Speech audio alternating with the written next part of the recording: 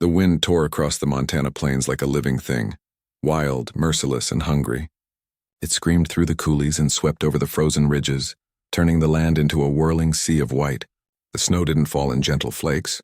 It came in sheets thick and blinding, hammering against the earth with furious intent. To most men, such a storm meant death if caught in the open. But to Jack Callahan, it was just another trial thrown at him by the country he called home. He hunched low in the saddle, his wide-brimmed hat crusted with ice, his gloved hands stiff on the reins. Every breath burned his lungs, every gust threatened to knock him clean off his horse. The animal beneath him, a chestnut gelding named Dusty, snorted clouds of steam and kept trudging forward, head bowed against the wind. Jack gave the horse a reassuring pat on the neck, though his fingers barely had feeling left. "Easy, boy," he muttered through chattering teeth. "Ain't far now." He lied, of course. He didn't know where now even was. The trail had vanished hours ago beneath the storm. Landmarks he'd ridden by 100 times were erased. The cottonwood grove by the creek, the old rock shaped like a bull's skull, gone under the thick veil of white. The plains were a shapeless world where sky and ground merged into one endless storm. Jack wasn't new to hardship. He'd been born on the trail, raised in dust and wind, and had never stayed long enough anywhere to grow soft. Folks used to call him Jack the Drifter, and he never argued. He worked a ranch until the job was done, then moved on before anyone could ask too many questions about his past. Some said he was running from something, a crime, a woman, maybe even himself. Jack never said. But tonight even he had to admit he was close to breaking. The cold had worked its way through every layer of his clothes, biting into his bones. He couldn't feel his feet anymore. His canteen had frozen solid, and his last bite of jerky felt like chewing leather straps. Still, he pressed on, squinting through the storm, praying he'd find shelter before night swallowed the range. Then he heard it, faint, distant, almost lost beneath the scream of the wind.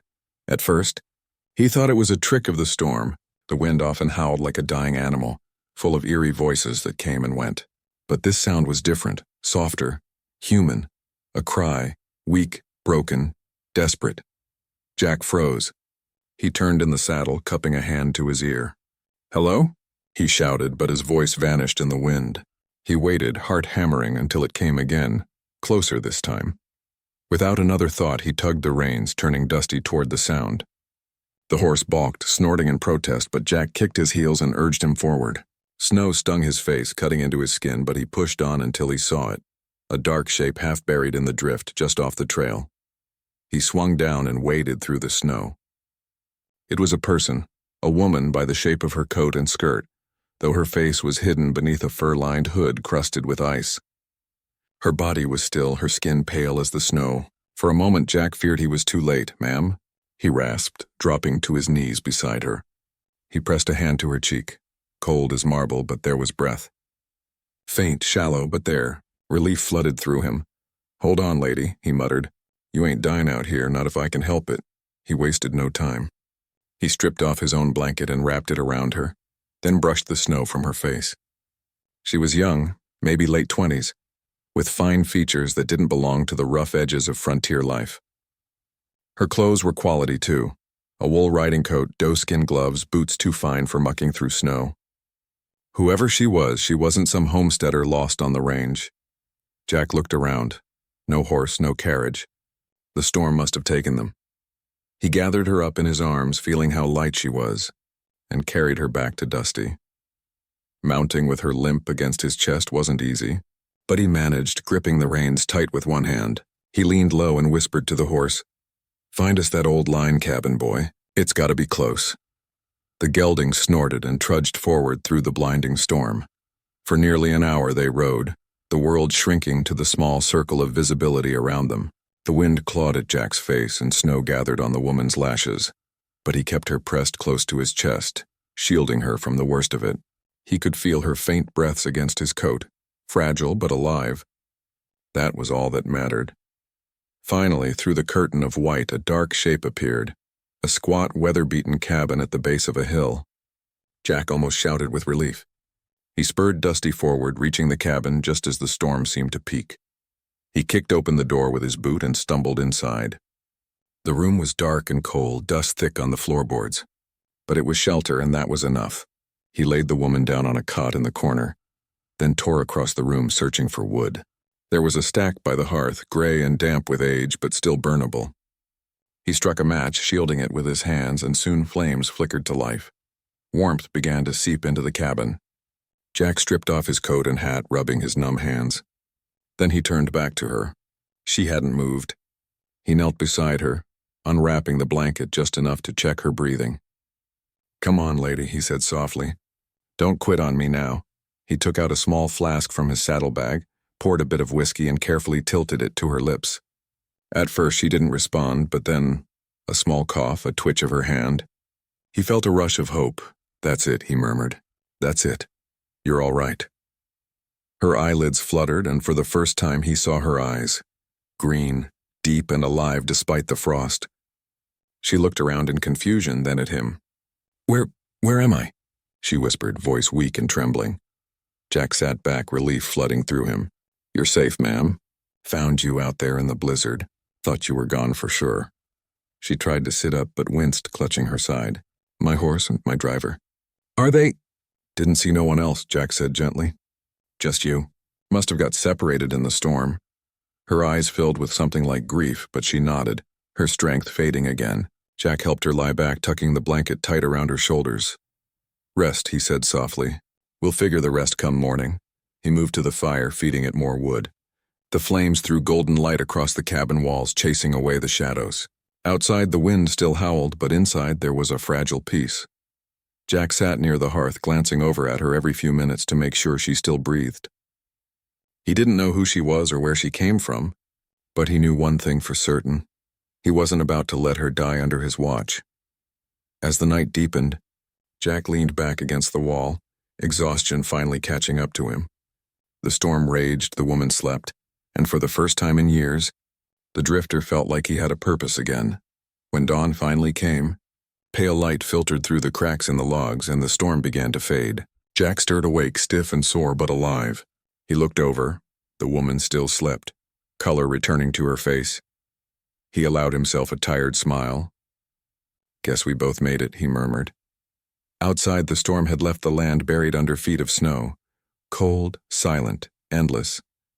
But inside the little cabin beside the crackling fire, two strangers breathed the same fragile warmth, one who'd been lost and one who'd found more than he ever expected to save. The blizzard broke with the kind of silence that comes after a scream. By mid-morning, the wind had quieted to a low moan, and sunlight, weak and white as milk, filtered through the cracks in the cabin walls. Inside, the air still smelled of smoke and thawing leather.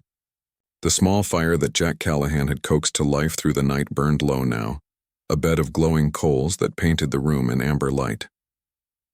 Jack stirred, his body aching from cold and exhaustion. He rubbed the stiffness out of his shoulders and glanced toward the cot.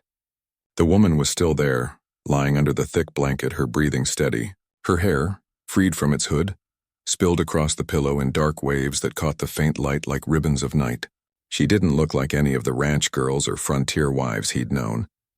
Her skin was too smooth, her hands too soft, her clothes too fine. He stood, joints cracking, and poured a little melted snow into his tin pot. The faint hiss of boiling water sounded loud in the quiet cabin. As the steam rose, so did a kind of calm he hadn't felt in years. The storm had nearly killed them both, but it had also given him something he hadn't had in a long while, a reason to stay still. The woman stirred and opened her eyes. For a moment she seemed lost between worlds, staring at the rough ceiling beams as if trying to remember where she was. Then her gaze found him. "You again," she murmured. Her voice was hoarse, but there was a trace of humor there. "I was beginning to think you were part of the dream." Jack set down the pot and crossed to her side. "No dream, ma'am. You're alive, and that's what counts." She tried to sit up, grimaced, and fell back with a small wince. "My ribs?" "Bruised, maybe cracked," he said. "You must have taken a fall." "Horse throw you?" She hesitated before answering, as though weighing how much to say. "Yes, the storm came faster than I expected. My driver lost control of the carriage near the ridge. The horses panicked. After that—" She shook her head. "Everything's a blur," Jack nodded. "You're lucky I found you when I did. Another hour out there and the snow would have done you in." She met his gaze with quiet gratitude. Then I owe you my life, Mr. Callahan. Jack Callahan. He tipped his hat instinctively, then remembered he wasn't wearing it. Mr. Callahan, she repeated, tasting the name like she was committing it to memory. I'm Claire. He waited, expecting a surname, but she didn't offer one. That was fine by him. He wasn't much for prying. Names carried weight, and weight was something he'd learned to live without. You rest, he said, turning back to the fire. I'll rustle up something warm. Ain't much, but it'll fill the belly. He cooked what he had. Jerky boiled down with a pinch of coffee grounds for flavor. It wasn't fancy, but the smell filled the cabin with life again. When he handed her a tin cup, she smiled faintly before taking a careful sip. It's terrible, she said after swallowing, her voice rasping from the effort. Jack grinned. Best cook this side of nowhere. The sound of her soft laughter surprised him. It wasn't polished like the music of saloon girls or the giggle of ranch hands' wives. It was genuine, light, the kind of laughter that hadn't been used much lately. As the day wore on, she grew stronger. Color returned to her cheeks, and she began to ask questions. Where they were, how far from town, how long the storm might last. Jack answered what he could. He'd been riding from Fort Benton toward the foothills looking for work when the blizzard caught him. The line cabin they'd found belonged to the Bar T outfit years ago, abandoned after the last roundup. So we're miles from anyone, Claire said, staring out the frosted window. Completely cut off. Afraid so. Roads'll be drifted shut for days, maybe a week. She sighed but nodded. Then we wait. They fell into a quiet rhythm over the next 2 days. Jack chopped firewood, melted snow for water, and kept the fire going. Claire, though still sore, insisted on helping, brushing the cabin floor with a makeshift broom, mending his torn gloves, even humming softly as she worked. It felt strange to Jack, that kind of peace. The cabin became something like a home, if only for a while. At night, when the wind rose again and the cold pressed close, they talked by the fire. She told him about books she'd read, cities she'd visited back east, and the strange beauty of the frontier that drew her here.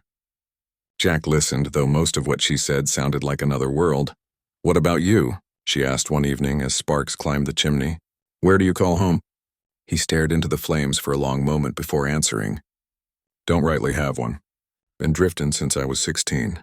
Worked every ranch from Dakota to Idaho. Sleeps where I hang my hat. No family. Used to. His voice tightened slightly. They're gone. Fever took my folks when I was a boy. After that, the range did the raisin. I'm sorry, she said softly. He shrugged. Ain't your fault. Life's rough out here. You either learn to ride it or let it throw you. Claire studied him in the flickering light, her expression thoughtful. You've seen a lot, haven't you? Too much, maybe, he said, managing a small smile. But this, he gestured around the cabin, beats dying alone in the snow. She smiled back, and for a while neither spoke. The fire cracked, the wind sighed, and time moved slow, like honey poured from a jar. On the third morning, Jack found the storm had finally given up its hold. The sky above was clear, endless blue, and sunlight glittered on the snow like a sea of diamonds. He saddled Dusty, planning to scout the ridge for any sign of Claire's lost driver or carriage. Claire insisted on coming to the door. Wrapped in a shawl, she stood watching him with those steady green eyes. Be careful, she said. You saved me once already. I won't have you lost now, he tipped his hat. I'll be back before sundown. The air outside was knife-sharp cold, but the sun's warmth gave it a false gentleness. Jack rode slow, eyes scanning the drifts for tracks. After nearly an hour, he spotted the remains of a carriage at the bottom of a shallow ravine, smashed against the rocks. The horses lay still, buried halfway under snow. No sign of the driver. Jack dismounted, checked the wreckage, and found what he feared. A man's body stiff with frost, hands still clutching the reins. He pulled his hat down and murmured a quiet prayer before covering the man with snow. By the time he rode back, the sun was sinking low. Claire met him at the door, reading the truth in his face before he spoke. Her lips trembled, but she didn't cry. She simply nodded, looking past him toward the horizon. He was a good man, she said quietly. My father trusted him. Jack paused. Your father? She turned back to him then, and for the first time he saw something regal in her posture, something that didn't belong to a lost traveler. Yes, she said slowly. I suppose I should tell you the rest, and she did. Her name, she explained, was Claire Whitmore, heiress to the Whitmore Ranch, the largest spread in the territory. Her father, Jonathan Whitmore, had built it from nothing. 5,000 head of cattle, dozens of ranch hands, and land stretching farther than the eye could see. Since his death, the ranch had been hers, though she'd been away in Helena handling business. She'd been returning home when the storm struck. Jack listened quietly, a slow realization dawning in his chest. The woman he'd carried through the snow wasn't some lost traveler. She was one of the most powerful landowners west of the Missouri. When she finished, she met his eyes. Now you understand why I hesitated. Men treat me differently once they know. Out here, a woman with property is either feared or used. He gave a small nod. Don't make no difference to me, Miss Whitmore. You were a soul in trouble, that's all I saw.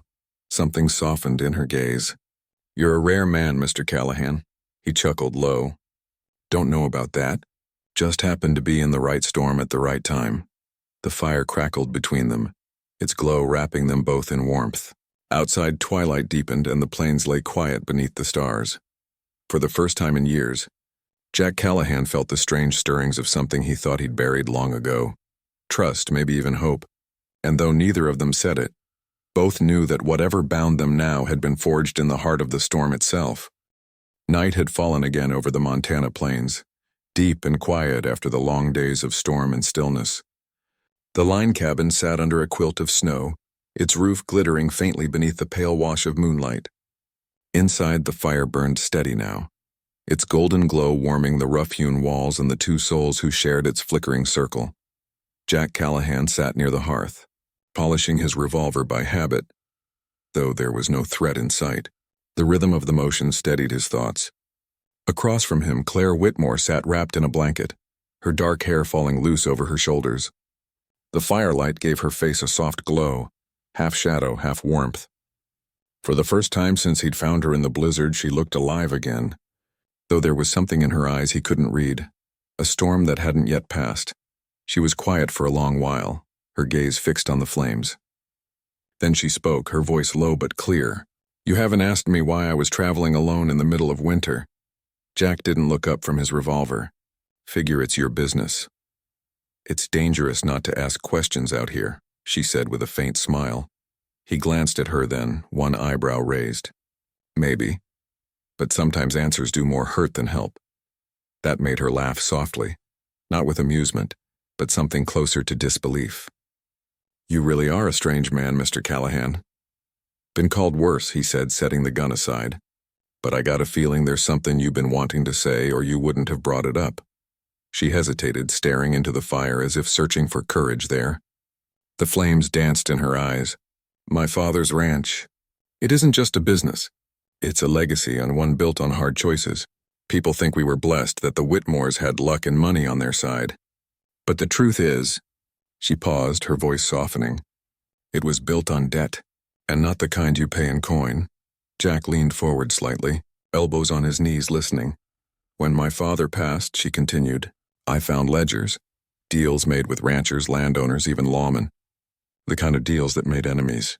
I was headed home to set things right, to pay what he owed, to make the Whitmore name clean again. She looked up at him then, the fire reflecting in her eyes. The storm wasn't what tried to kill me, Jack, someone did. Jack's jaw tightened. You mean? She nodded. The carriage didn't overturn by accident. The driver was loyal. He'd have never taken that ridge in a storm. But someone tampered with the wheels. I only realized it too late. Jack sat back, the weight of her words settling heavy in the room. He'd seen enough of men and greed to know how deep hatred could run in the frontier. Land was worth killing for. Gold was worth more. You telling me someone tried to finish you out there? He asked quietly. I'm certain of it, she said, voice trembling slightly. And whoever it was will think they succeeded. The fire cracked sharply, sending a spark into the air. Jack caught it with his boot and ground it into the dirt floor. His eyes were steady on hers now, sharp, the color of smoke and iron. Then you're safer staying hid, he said, at least till we figure what kind of snake we're dealing with.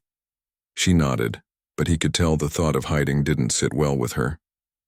Claire Whitmore was no damsel. She had the bearing of a woman used to leading, commanding, deciding. Still, there was fear there too, quiet but real. You've lived out here long enough, she said after a moment. You must know the kind of men who do this. Jack let out a slow breath. I know plenty of men who'd kill for less than a stretch of land. If your ranch is as big as they say, then you're sitting on the kind of power that draws wolves. She shivered despite the heat, pulling the blanket tighter. I thought I could fix it alone, she whispered. But I didn't expect the past to come riding for me.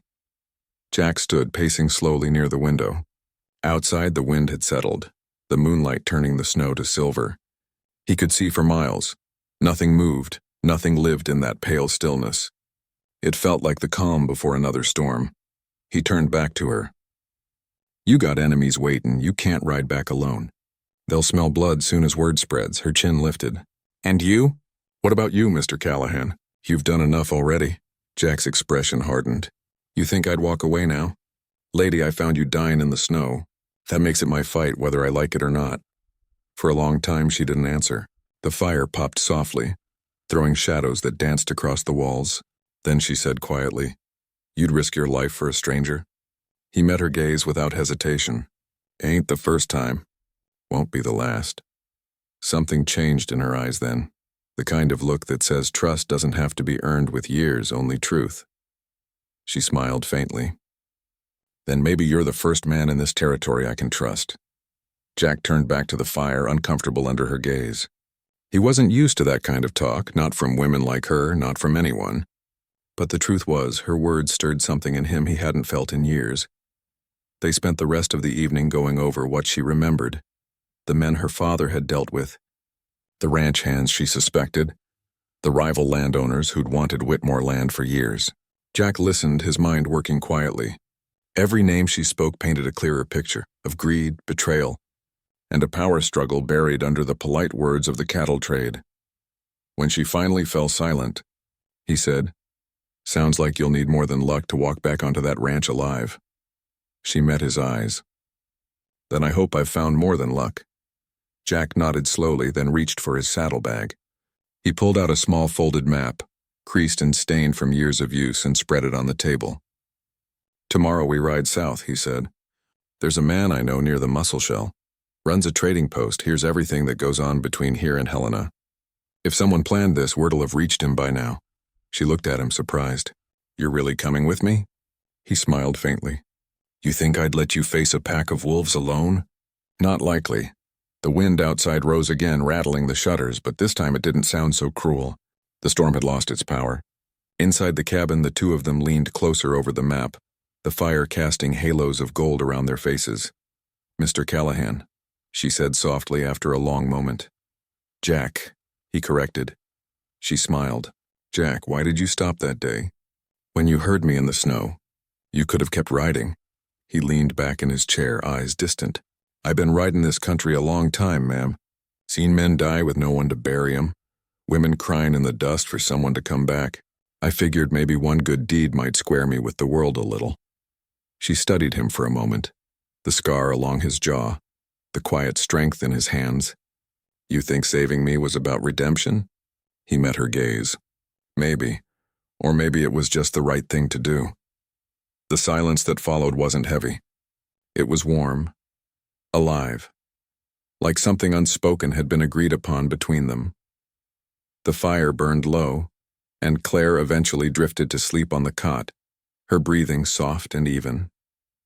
Jack sat watch for a long time, listening to the wind and the quiet creak of the timbers. Somewhere deep down he knew this was only the beginning. The woman he'd pulled from the snow wasn't just another lost traveler. She was the key to something larger, something that could burn the whole territory to the ground if the wrong man got hold of it. He looked over at her sleeping form and muttered under his breath, Guess we're both riding into something we can't turn back from now. Outside, the moon climbed higher, silvering the snow. Inside, the fire died to embers, but its glow lingered. A promise made in silence between two strangers who had already stopped being strangers. And as the night deepened, the cabin stood alone in the wilderness, holding its secret close. The drifter who had nothing, and the woman who had everything, both bound by the storm that refused to let them go. The first pale light of dawn broke over the snow-covered hills, turning the plains into a vast ocean of silver and rose. The storm had passed, leaving behind a silence so deep it almost hummed. The air was sharp enough to bite the lungs, but it carried that rare stillness, the kind that comes only after nature's fury has spent itself. Jack Callahan stepped outside the line cabin, his boots crunching through the frozen crust. His horse Dusty snorted softly, steam rising from its nostrils like smoke.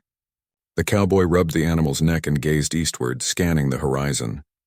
The world felt reborn, cleansed, dangerous, beautiful. Behind him, he heard the faint creak of the cabin door.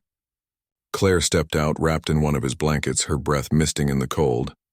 Her cheeks still held a trace of pallor, but there was color there now, too. Life returning.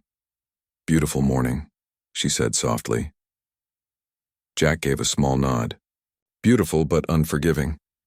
She looked at him for a moment, studying the way his eyes moved, cautious, alert, always watching for something unseen.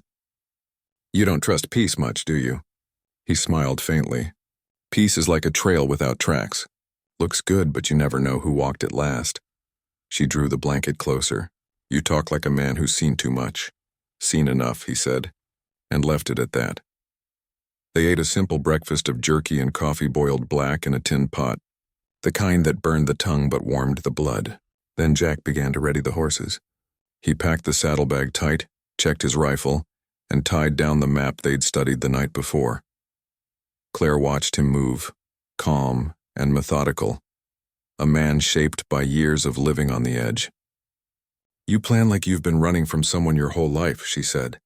Jack glanced up. "Maybe I have." Her brow furrowed, but she didn't press. Instead, she asked, "What happens when we reach that trading post? You said your friend would know something." "He will," Jack said. "If there's been word about your carriage or about the Whitmore estate, it'll have reached him. News travels faster than a wildfire when gold and land are involved."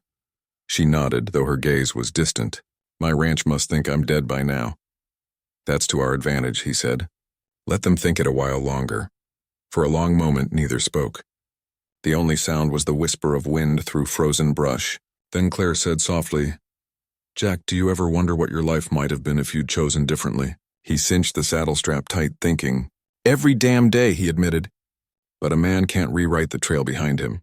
He can only ride the one in front," she smiled sadly. "Then I hope mine leads somewhere worth going." Jack mounted Dusty and offered her a hand. "Only one way to find out." They rode south under the slow-rising sun, their breath trailing like smoke behind them.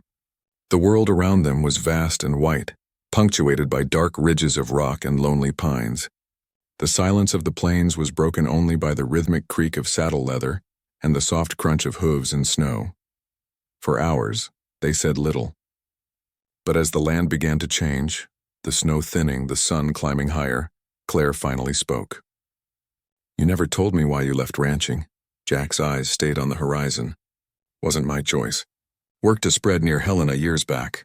Good folks, good land. Then one night some rustlers hit the herd. The owner's boy rode out to stop 'em, didn't come back." Her expression softened. "You blamed yourself?" He nodded once. "Should have been me riding point that night. But I was too drunk to stand straight." Claire looked away, sensing the raw wound in his words. "You've been punishing yourself ever since." He shrugged. "Maybe. But riding alone's easier than facing ghosts." They rode in silence again, both lost in their own thoughts. By midday, they reached a rocky bluff that overlooked a stretch of frozen river. From there, the plains opened wide, dotted with sagebrush and the distant glimmer of smoke. The trading post. "That's it," Jack said, pointing. "Martin's post, about an hour's ride." But as they started down the slope, Dusty suddenly stopped, ears pricked. Jack's instincts flared, that old familiar chill crawling up his spine. He raised a hand for silence. Claire froze, her heart hammering. From somewhere beyond the ridge came a faint metallic sound, the clink of a bridle, soft but deliberate. "Riders," Jack whispered. He slid off the horse and crouched low, pulling his rifle free. The two moved behind a fallen log as three figures appeared on the ridge opposite. Rough-looking men, their faces shadowed beneath wide-brimmed hats. One carried a shotgun across his lap, another a long rifle. Their horses were flecked with ice, steam rising from their nostrils. Claire's breath caught. "They're hunting," she whispered. Jack's eyes narrowed. "No, ma'am. They're searching." He watched as the men scanned the valley below. one of them pulling a crumpled piece of paper from his coat. Even from this distance, Jack could see the rough sketch of a woman's face. Claire's. His jaw tightened. Damn, they're bounty men. Claire's pulse quickened. For me? He nodded grimly. Looks that way. What do we do? He checked the chamber of his rifle. We don't let them see us. We ride wide, circle east through the gulch. But if they catch our trail, she swallowed hard. You'll have to shoot. He met her eyes, steady, resolute. Only if they make me. They waited until the riders moved off toward the west, then mounted quietly and turned their horses into the trees. The gulch was narrow, filled with twisting roots and patches of ice. Every sound felt too loud, every hoofbeat a warning. For nearly an hour they rode in silence, hearts pounding. When they finally emerged on the other side, Jack reined in and looked back. The ridge behind them was empty. Looks like we lost him, he said. Claire exhaled shakily. You've done this before, he gave a wry grin. Ma'am, I've done worse. By the time they reached the trading post, the sun was sinking low. The place was little more than a scattering of log buildings, smoke curling from the chimney of the main cabin. Jack dismounted and helped Claire down. The door creaked open before they reached it. A stocky man with a thick beard and a scar across his cheek stepped out, squinting. Well, I'll be damned, he said. Jack Callahan. Thought you froze to death years ago. Jack grinned. Almost did, twice. The man laughed, clapping him on the shoulder. What brings you here? Jack glanced at Claire. Trouble. The kind that walks on two legs. Inside, the post was warm and dim, the air thick with the scent of tobacco and coffee. They sat near the stove as Jack explained. The storm, the attack, the bounty riders. Martin listened without interrupting, his brow furrowing deeper with every word. When Jack finished, Martin spat into the fire. Heard rumors, he said. Word's out the Whitmore heir's dead. Carriage found smashed near Dead Man's Pass. Folks say the body was never recovered. Now I know why. Claire leaned forward. Who's behind it? Martin hesitated. Can't say for sure, but there's talk of a man named Curtis Vale. Used to run cattle for your father. Got tossed out for skimming profits. He's been gathering men ever since, claiming Whitmore promised him half the ranch. Said he's got proof. Claire's hands tightened around her cup. Proof? Martin nodded. Forged papers, maybe. But with you gone, no one's there to dispute it. Jack cursed softly. So that's the play. He kills her, claims the land, and no one's the wiser. Claire's eyes flashed. Not if I ride home first. Jack shook his head. You ride home now, you'll be dead before sunset. He's got bounty men on your trail. She met his gaze, fierce now. Then teach me how to fight. For a long moment he just looked at her. The woman he'd pulled from the snow now sitting straighter, her fear burned away and replaced by something fierce. He smiled slowly. You've got the fire for it, I'll give you that. Then show me, she said. Because I'm not running anymore. The fire crackled between them. Outside, the wind was rising again, carrying with it the sound of distant thunder rolling across the plains. Or maybe it was hooves, a storm of a different kind gathering on the horizon. Jack looked out the window, jaw tight. Looks like the easy part's over. He turned back to her. Tomorrow we ride for Whitmore Ranch. The morning they left Martin's post, the air carried that thin, metallic chill that warns a rider winter hasn't finished yet. Frost glazed the fence rails and a pink dawn spilled across the plains like the first breath after a long hold. Jack Callahan tightened Dusty's cinch, checked his rifle, and looked toward the horizon where the Whitmore brand still burned into local memory. Last chance to turn back, he said quietly. Claire Whitmore mounted her bay mare and met his eyes. I've done running, Jack. If I die on my own land. There was no bravado in her tone, only resolve. She'd spent years in her father's shadow, then weeks believing she'd lost everything. Now she rode with the weight of truth on her shoulders, and it made her taller somehow. They started south.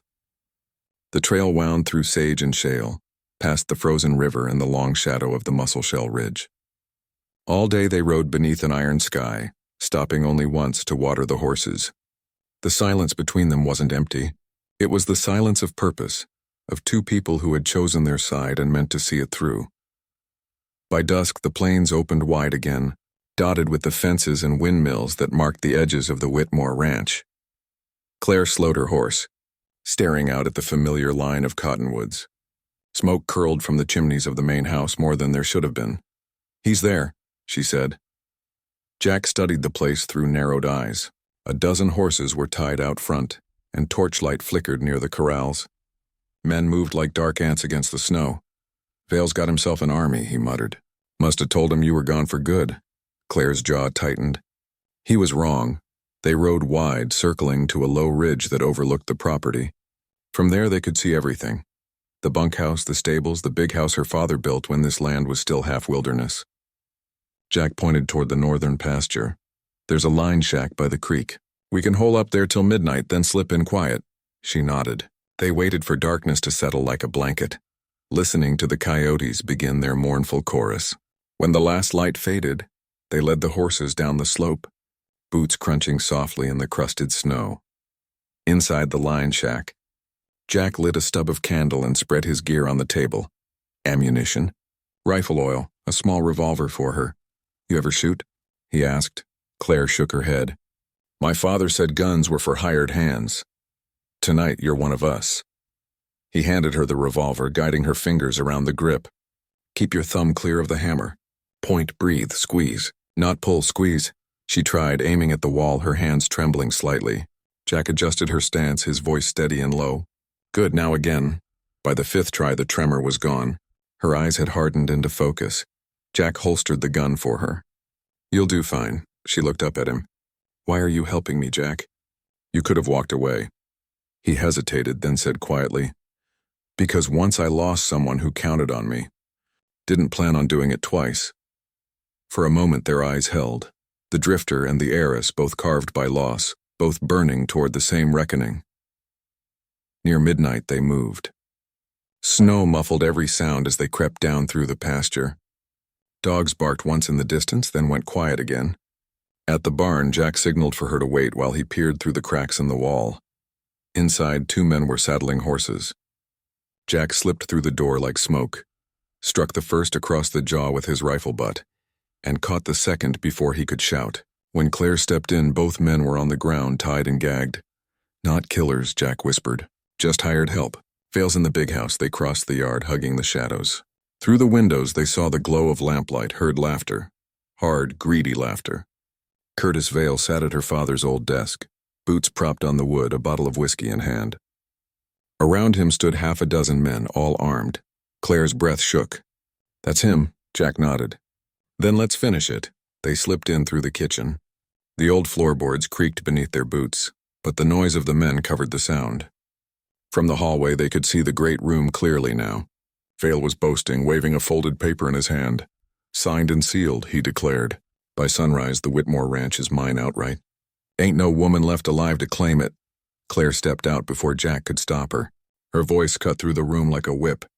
You're wrong, Curtis. The laughter died. Vale turned, color draining from his face. For a heartbeat, silence ruled. Then he sneered.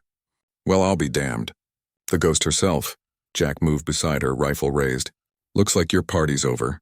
Chaos exploded. Men went for their guns. Jack fired first, dropping the nearest. Claire dove behind the table, bullets splintering wood. Smoke filled the air, the sharp scent of gunpowder biting the throat. Jack moved like a shadow, calm, efficient, deadly. When the shooting stopped, 2 men lay bleeding and the others had fled out the back.